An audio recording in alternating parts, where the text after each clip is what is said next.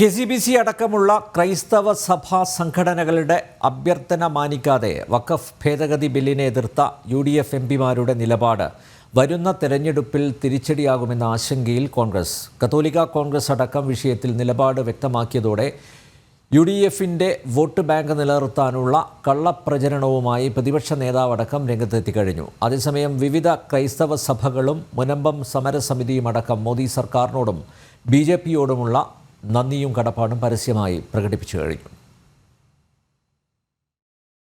വഖഫ് നിയമ ഭേദഗതിയെ അന്ധമായി എതിർക്കുന്ന കോൺഗ്രസ് നിലപാട് വരുന്ന തദ്ദേശ നിയമസഭാ തെരഞ്ഞെടുപ്പുകളിൽ പാർട്ടിക്ക് തിരിച്ചടിയാകുമെന്ന ആശങ്ക ശക്തിപ്പെടുകയാണ്. KCBCയും മുനമ്പം സമരസമിതിയും കത്തോലിക്ക കോൺഗ്രസും വഖഫ് ഭേദഗതി ബില്ലിനെ ലോക്സഭയിൽ എതിർത്ത കോൺഗ്രസ് നിലപാടിൽ അതൃപ്തി അറിയിച്ച് രംഗത്തെത്തിക്കഴിഞ്ഞു. ബില്ലിനെ അനുകൂലിക്കണമെന്നാവശ്യപ്പെട്ട് മുനമ്പം ജനതയെ പ്രതികരിക്കുന്ന എറണാകുളത്തു നിന്നുള്ള പാർലമെന്റ് അംഗം ഹൈബി ഈഡന് 2500 പേർ ഒപ്പിട്ട് നിവേദനം കൈമാറിയിട്ടും അതിന് വില കൽപ്പിക്കാതിരുന്ന ഹൈബിയുടെ നിലപാടിലും കടുത്ത അമർഷമാണ് ക്രൈസ്തവ സഭകൾക്കും മുനമ്പം ജനതയ്ക്കുമുള്ളത്.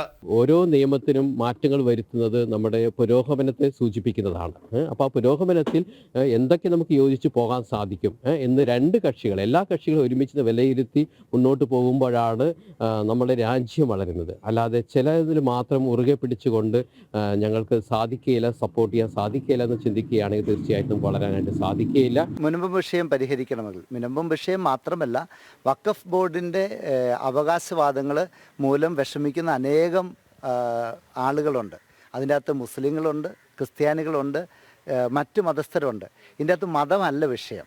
ഈ നിയമത്തിലുണ്ടായിരിക്കുന്ന അപാകതകൾ അത് പരിഹരിക്കണമെന്നാണ് ഞങ്ങൾ ആവശ്യപ്പെട്ടത്. അതിനൊരു തീരുമാനം ഉണ്ടായതിൽ ഞങ്ങൾക്ക് സന്തോഷമുണ്ട്. വിശ്വാസികളുടെ ഹൃദയങ്ങളിൽ, പ്രത്യേകിച്ച് മുനമ്പത്തെ ജനങ്ങളുടെ ഹൃദയങ്ങളിൽ അതൊരു വലിയ മുറിവായി.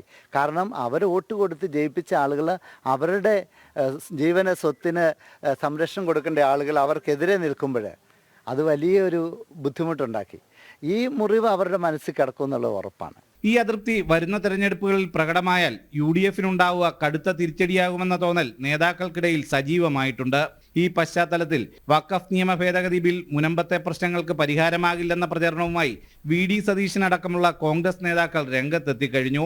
ഈ ബില്ല് പാസ്സായി എന്ന് കരുതി മുനമ്പത്തെ വിഷയം പരിഹരിക്കാൻ പറ്റില്ല.